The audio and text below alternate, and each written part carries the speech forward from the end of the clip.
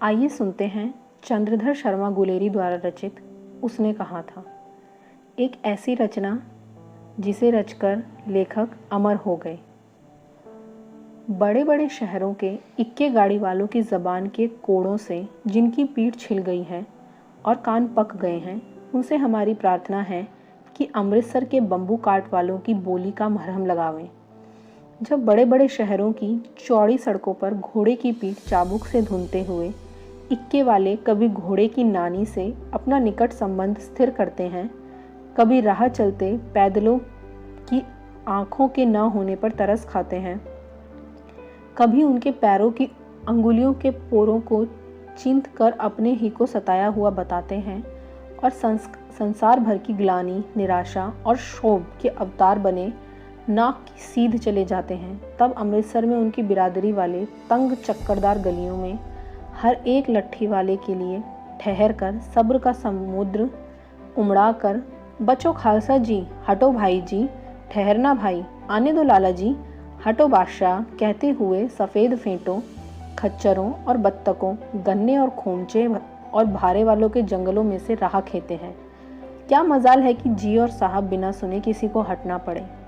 यह बात नहीं कि उनकी जीभ चलती नहीं, पर मीठी छुरी की तरह महीन मार करती हुई। यदि कोई बुढ़िया बार बार चितौनी देने पर भी लीक से नहीं हटती, तो उनकी बचनावली के ये नमूने हैं। हट जा जीणे जोगिए, हट जा कर्मा वालिए, हट जा पुत्ता प्यारिए, बच जा लंबी वालिए। समष्टि में इनके अर्थ हैं कि तू जीने योग्य है, तू भाग्यों वाली है, पुत्रों की प्यारी है, लंबी उम्र तेरे सामने है, तू क्यों मेरे पहिए के नीचे आना चाहती है, बच जा। ऐसे बम्बू काट वालों के बीच में होकर एक लड़का और एक लड़की चौक की एक दुकान पर आ मिले। उसके बालों और इसके ढीले सुथने से जान पड़ता था कि दोनों सिख हैं। वह अपने मामा के केश धोने के लिए दही लेने आया था और यह रसोई के लिए बढ़िया। दुकानदार एक परदेसी से गुथ रहा था, सो सेर भर गीले पापड़ों की गट्ठी को गिने बिना हटता न था। तेरे घर कहाँ है? मगरे में। और तेरे? मांझे में। यहाँ कहाँ रहती है? अतर सिंह की बैठक में, वे मेरे मामा होते हैं। मैं भी मामा के यहाँ आया हूँ, उनका घर गुरु बाजार में है। इतने में दुकानदार निपटा और इनका सौदा देने लगा। सौदा लेकर दोनों साथ साथ चले। कुछ दूर जाकर लड़के ने मुस्कुरा कर पूछा, तेरी गुड़माई हो गई? इस पर लड़की कुछ आंखें चढ़ाकर धत कहकर दौड़ गई और लड़का मुंह देखता रह गया। दूसरे तीसरे दिन सब्जी वाले के यहाँ, दूध वाले के यहाँ अकस्मात दोनों मिल जाते। महीना भर यही हाल रहा। 2-3 बार लड़के ने फिर पूछा, तेरी गुड़माई हो गई? और उत्तर में वही धत मिला। एक दिन जब फिर से लड़के ने वैसे ही हंसी में चिढ़ाने के लिए पूछा, तो लड़की लड़के की संभावना के विरुद्ध बोली, हाँ हो गई। कब? कल। देखते नहीं यह रेशम से कड़ा हुआ सालू? लड़की भाग गई। लड़के ने घर की राह ली। रास्ते में एक लड़के को मोरी में ढकेल दिया। एक छावड़ी वाले की दिन भर की कमाई खोई। एक कुत्ते पर पत्थर मारा और एक गोभी वाले के ठेले में दूध उड़ेल दिया। सामने नहाकर आती हुई किसी वैष्णवी से टकराकर अंधे की उपाधि पाई। तब कहीं घर पहुंचा।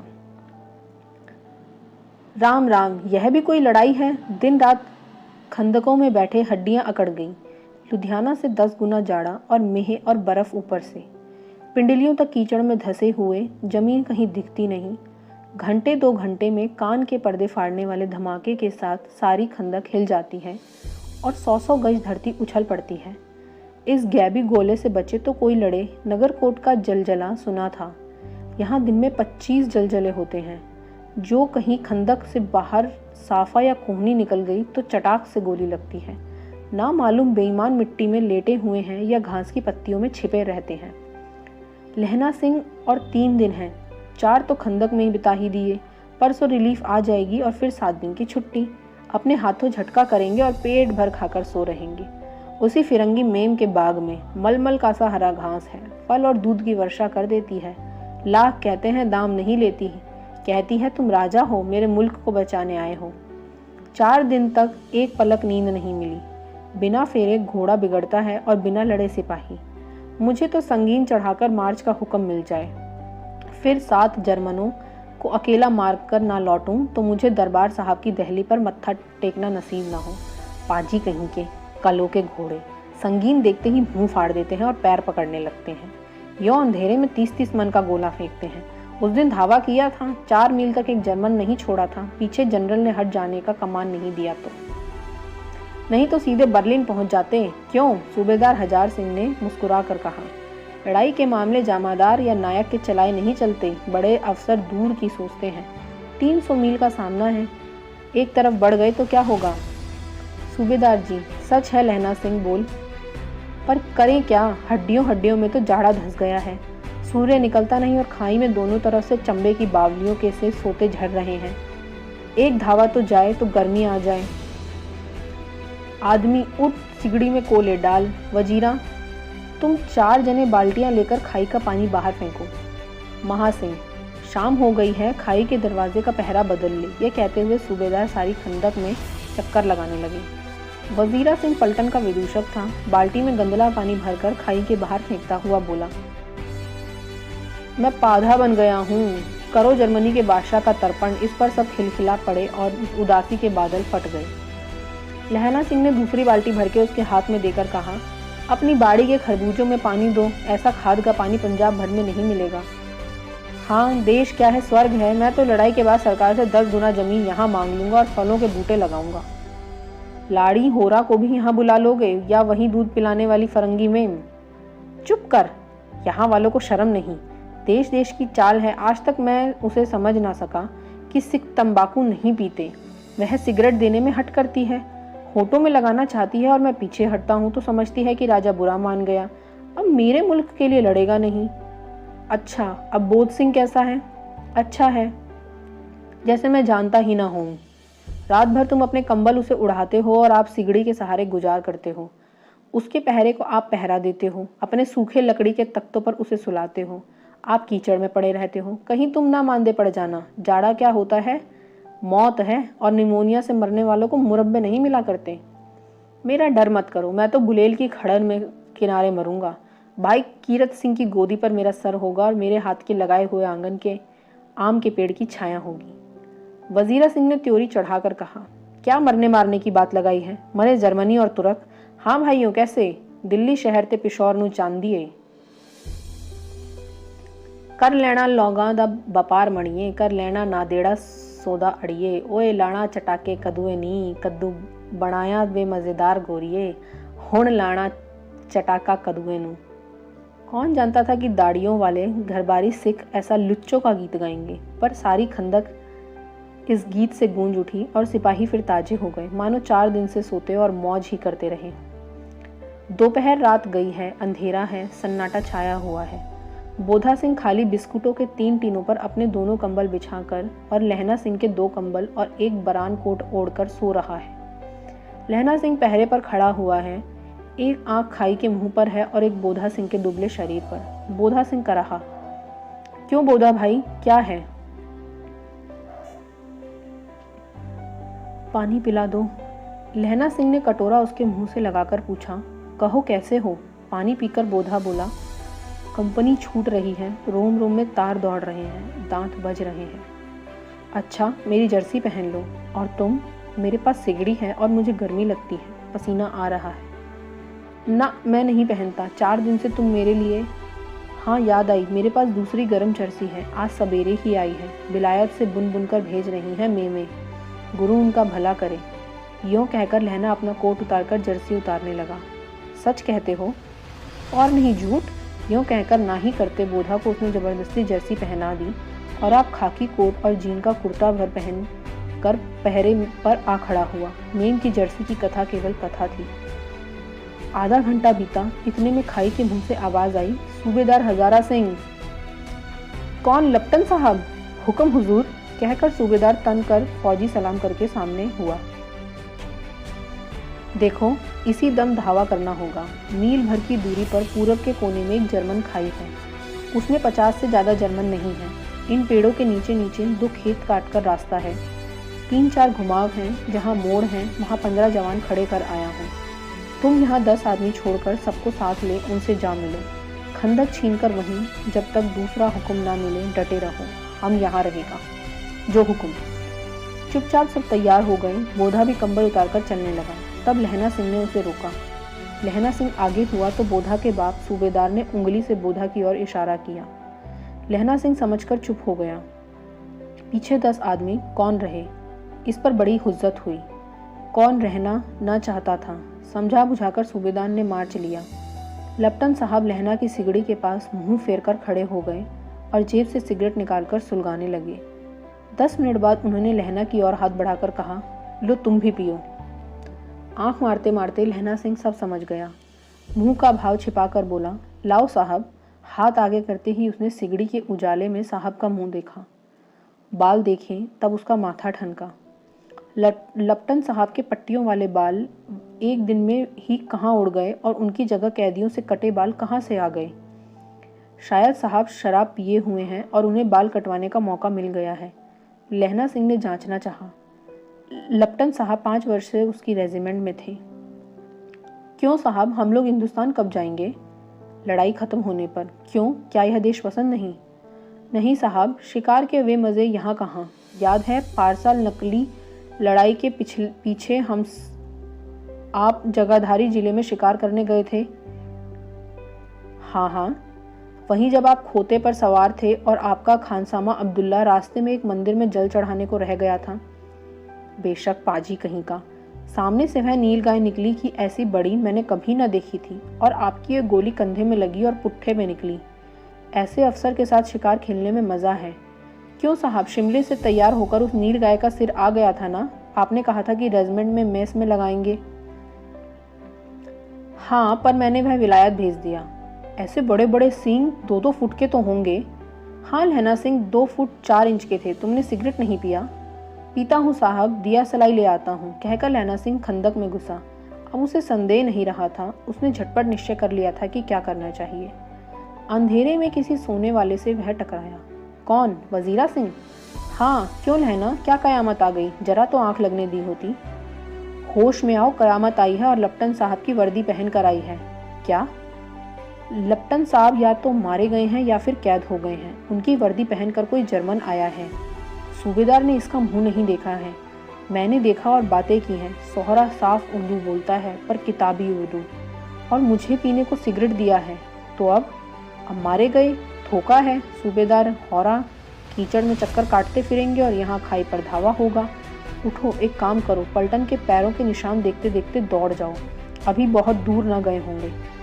सूबेदार से कहो एकदम लौट आए। खंदक की बात झूठ है। चले जाओ, खंदक के पीछे से निकल जाओ, पत्ता तक न खड़के, देर मत करो। हुक्म तो यह है कि यहीं ऐसी तैसी हुक्म की। मेरा हुक्म, जमादार लहना सिंह जो इस वक्त यहाँ सबसे बड़ा अफसर है, उसका हुक्म है मैं लप्टन साहब की खबर लेता हूँ। पर यहाँ तो तुम 8 हैं। 8 नहीं, 10 लाख। एक अकालिया सिख 1.25 लाख के बराबर होता है। चले जाओ। लौट कर खाई के मुहाने पर लहना सिंह दीवार से चिपक गया। उसने देखा कि लप्टन साहब ने जेब से बेल के बराबर 3 गोले निकाले। तीनों को जगह जगह खंदक की दीवारों में घुसेड़ दिया और तीनों में से एक तार सा बांध दिया। तार के आगे सूत की एक गुत्थी थी जिसे सिगड़ी के पास रखा। बाहर की तरफ जाकर एक दिया सलाई जलाकर गुत्थी पर रखने। इतने में बिजली की तरह दोनों हाथों से उल्टी बंदूक को उठाकर लहना सिंह ने साहब की कोहनी पर तान कर दे मारा। धमाके के साथ साहब के हाथ में दिया सलाई गिर पड़ी। लहना सिंह ने एक कुंदा साहब की गर्दन पर मारा और साहब की आंख मीन कॉट कहते हुए चित्त हो गए। लहना सिंह ने तीनों गोले बीन कर खंदक के बाहर फेंके और साहब को घसीटकर सीढ़ी के पास लिटाया। जेबों की तलाशी ली। 3-4 लिफाफे और एक डायरी निकालकर उन्हें अपनी जेब के हवाले किया। साहब की मूर्छा हटी। लहना सिंह हंसकर बोला, क्यों लप्टन साहब, मिजाज कैसा है? आज मैंने बहुत बातें सीखी। यह सीखा कि सिख सिगरेट पीते हैं। यह सीखा कि जगाधारी के ज़िले में नीलगाय होती हैं और उनके 2 फुट 4 इंच के सींग होते हैं। यह सीखा कि मुसलमान खानसामा मूर्तियों पर जल चढ़ाते हैं और लप्टन साहब खोते पर चढ़ते हैं। पर यह तो कहो, ऐसी साफ उर्दू कहाँ से सीख आए? हमारे लप्टन साहब तो बिना डेम के 5 लफ्ज़ भी नहीं बोला करते थे। लहना ने पतलून की जेबों की तलाशी नहीं ली थी। साहब ने मानो जाड़े से बचने के लिए दोनों हाथ जेब में डाले। लहना सिंह कहता गया, चालाक तो बड़े हो, पर मांझे का लहना इतने बरस लपटन साहब के साथ रहा है, उसे चकमा देने के लिए 4 आंखें चाहिए। 3 महीने हुए एक तुर्की मौलवी मेरे गांव आया था। औरतों को बच्चे होने के ताबीज़ बांटता था और बच्चों को दवाई देता था। चौधरी के बड़े के नीचे मंझा बिछाकर हुक्का पीता रहता था और कहता था कि जर्मनी वाले बड़े पंडित हैं, वेद पढ़ पढ़कर उसमें से विमान चलाने की विद्या जान गए हैं। गौ को नहीं मारते, हिंदुस्तान में आ जाएंगे तो गौ हत्या बंद कर देंगे। मंडी के बनियों को बहकाता कि डाक खाने से रुपया निकाल लो, सरकार का राज्य जाने वाला है। डाक बाबू पोल्हू राम भी डर गया था। मैंने मुल्ला जी की दाढ़ी मोड़ दी थी और गांव से बाहर निकाल कर कहा था, जो मेरे गांव में अब पैर रखा था। साहब की जेब में से पिस्तौल चला और लहना की जांग में गोली लगी। इधर लहना की हेनरी मार्टिन के 2 फायरों ने साहब की कपाल क्रिया कर दी थी। धड़ाका सुनकर सब दौड़ आए। बोधा चिल्लाया, क्या है? लहना सिंह ने उसे यह कहकर सुला दिया कि एक हड़का हुआ कुत्ता आया था, मार दिया, और औरों से सब हाल कह दिया। सब बंदूकें लेकर तैयार हो गए। लहना ने साफा फाड़कर घाव के दोनों तरफ पट्टियां कसकर बांधी। घाव मांस में ही था। पट्टियों के कसने से लहू निकलना बंद हो गया। इतने में 70 जर्मन चिल्लाकर खान में घुस पड़े। सिखों की बंदूकों की बाढ़ ने पहले धावे को रोका, दूसरे को रोका, पर यहाँ थे 8 और वे 70। अपने मुर्दा भाइयों के शरीर पर चढ़कर जर्मन आगे घुस आते थे। थोड़े से मिनटों में वे अचानक आवाज़ आई, वाहे गुरु जी की फतेह, वाहे गुरु जी का खालसा, और धड़ाधड़ बंदूकों के फायर जर्मनों की पीठ पर पड़ने लगे। ऐन मौके पर जर्मन 2 चक्की के पाटों के बीच में आ गए। पीछे से सूबेदार हजारा सिंह के जवान आग बरसाते थे और सामने लहना सिंह के साथियों के संगीन चल रहे थे। पास आने पर पीछे वालों ने भी संगीन पिरोना शुरू कर दिया। एक किलकारी और अकाल सिखा दी फौज आई। वाहे गुरु जी दा फतेह, वाहे गुरु जी दा खालसा, सत श्री अकाल, और लड़ाई खत्म हो गई। 63 जर्मन या तो खेत रहे थे या करहा रहे थे। सिखों में 15 के प्राण गए। सूबेदार के दाहिने कंधे में से गोली आर पार निकल गई। लहना सिंह की पसली में एक गोली लगी। उसने घाव को खंदक की गीली मिट्टी से पूर लिया और बाकी का साफा कसकर कमरबंदी की तरह लपेट लिया। किसी को खबर न हुई कि लहना को दूसरा घाव, भारी घाव लगा है। लड़ाई के समय चांद निकल आया था, ऐसा चांद जिसके प्रकाश से संस्कृत कवियों का दिया हुआ शयी नाम सार्थक होता है, और हवा ऐसी चल रही थी जैसे बाणभट्ट की भाषा में दंत वीणों पदेशाचार्य कहलाती। वजीरा सिंह कह रहा था कि कैसे मन भर फ्रांस की भूमि मेरे बूटों से चिपक रही थी जब मैं दौड़ा दौड़ा सूबेदार के पीछे गया था। सूबेदार लहना सिंह से सारा हाल सुन और कागजात पाकर वे उसकी तुरंत बुद्धि को सराह रहे थे और कह रहे थे कि तू ना होता तो आज सब मारे जाते। इस लड़ाई की आवाज़ 3 मील दाहिनी ओर की खाई वालों ने भी सुन ली थी। उन्होंने पीछे टेलीफोन कर दिया था। वहाँ से छटपट 2 डॉक्टर और 2 बीमार ढोने की गाड़ियाँ चली, जो कोई 1.5 घंटे के अंदर अंदर आ पहुँची। फील्ड अस्पताल नज़दीक था। सुबह होते होते वहाँ पहुँच जाएंगे, इसलिए मामूली पट्टी बांधकर एक गाड़ी में घायल लिटाए गए और दूसरी में लाशें रखी गई।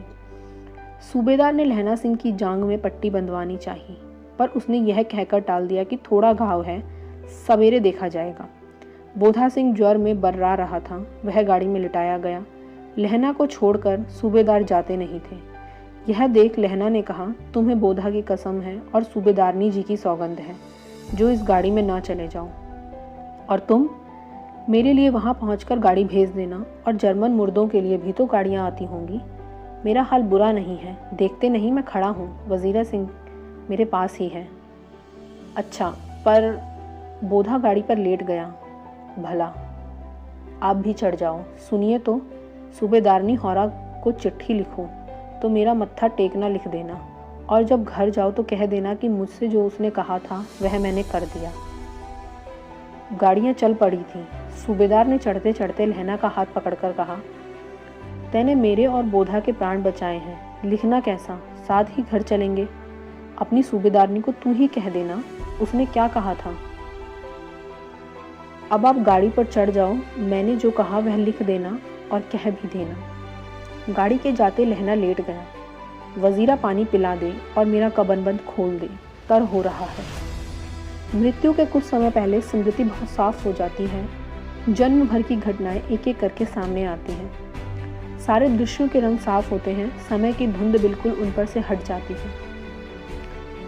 लहना सिंह 12 वर्ष का है, अमृतसर में मामा के यहाँ आया हुआ है। दही वाले के यहाँ, सब्जी वाले के यहाँ, हर कहीं उसे एक 8 वर्ष की लड़की मिल जाती है।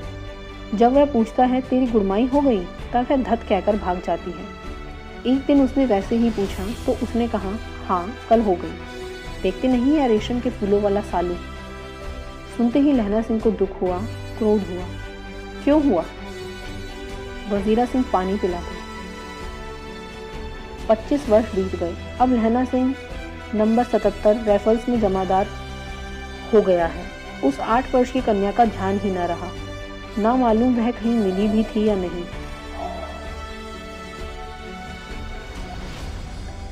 सात दिन की छुट्टी लेकर जमीन के मुकदमे की पैरवी करने वह अपने घर गया। वहाँ रेजिमेंट के अफसर की चिट्ठी मिली कि फौज लाम पर जाती है, फौरन चले आओ। साथ ही सूबेदार हजारा सिंह की चिट्ठी मिली कि मैं और बोधा सिंह भी लाम पर जाते हैं। लौटते हुए हमारे घर होते जाना, साथ ही चलेंगे। सूबेदार का गांव रास्ते में पड़ता था और सूबेदार उसे बहुत चाहता था। लहना सिंह सूबेदार के यहाँ पहुंचा। जब चलने लगे तो सूबेदार बेढ़े में से निकलकर आया। बोला, लहना, सूबेदारनी तुमको जानती है, बुलाती है, जा मिल आ। लहना सिंह भीतर पहुंचा। सूबेदारनी मुझे जानती है? कब से? रेजिमेंट के क्वार्टरों में तो कभी सूबेदार के घर के लोग रहे नहीं। दरवाजे पर जाकर मत्था टेकना कहा। असीस सुनी। लहना सिंह चुप। मुझे पहचाना नहीं? तेरी गुड़माई हो गई? धत, कल हो गई। देखते नहीं रेशमी बूटों वाला सालू? अमृतसर में। भावों की टकराहट से मूर्छा खुली, करवट बदली, पसली का घाव बह निकला। वजीरा पानी पिला, उसने कहा था। स्वप्न चल रहा है, सूबेदारनी कह रही है। मैंने तेरे को आते ही पहचान लिया। एक काम कहती हूँ, मेरे तो भाग फूट गए हैं। सरकार ने बहादुरी का खिताब दिया है, लायल पुल में ज़मीन दी है। आज नमक हलाली का मौका आया है, पर सरकार ने हम बीवियों की एक घंगरिया पलटन क्यों ना बना दी, जो मैं भी सूबेदार जी के साथ चली जाती। एक बेटा है, फौज में भर्ती हुए उसे 1 ही बरस हुआ। उसके पीछे 4 और हुए, पर एक भी नहीं जिया। सूबेदारनी रोने लगी। अब दोनों जाते हैं, मेरे भाग। तुम्हें याद है एक दिन तांगे वाले का घोड़ा दही वाले की दुकान के पास बिगड़ गया था? तुमने उस दिन मेरे प्राण बचाए थे। आप घोड़े की लातों में चले गए थे और मुझे उठाकर दुकान के तख्तों पर खड़ा कर दिया था। ऐसे ही इन दोनों को बचाना, यह मेरी भिक्षा है। तुम्हारे आगे आंचल पसारती हूँ। रोती रोती सूबेदारनी ओबरी में चली गई। लहना भी आंसू पोंछता हुआ बाहर आ गया। वजीरा सिंह पानी पिला, उसने कहा था। लहना का सिर अपनी गोद में रखे वजीरा सिंह बैठा है। जब मांगता है तब पानी पिला देता है। आध घंटे तक लहना चुप रहा, फिर बोला, कौन? कीरत सिंह? वजीरा ने कुछ समझ कर कहा, हाँ। भैया मुझे और ऊंचा कर ले, अपने पट पर मेरा सिर रख ले। वजीरा ने वैसे ही किया। हाँ अब ठीक है, पानी पिला दे। बस अब के हाड़ में यह आम खूब फलेगा। चचा भतीजा दोनों यहीं बैठकर आम खाना। जितन बड़े तो भतीजे, जो हम उतना ही यह आम है। जिस महीने उसका जन्म हुआ था उसी महीने मैंने इसे लगाया था। वजीरा सिंह के आंसू टप टप टपक रहे थे। कुछ दिनों पीछे लोगों ने अखबारों में पढ़ा, फ्रांस और बेल्जियम 68वीं सूची, मैदान में घावों से मरा नंबर 77 सिख राइफल्स, जमादार लहना सिंह। उसने कहा था।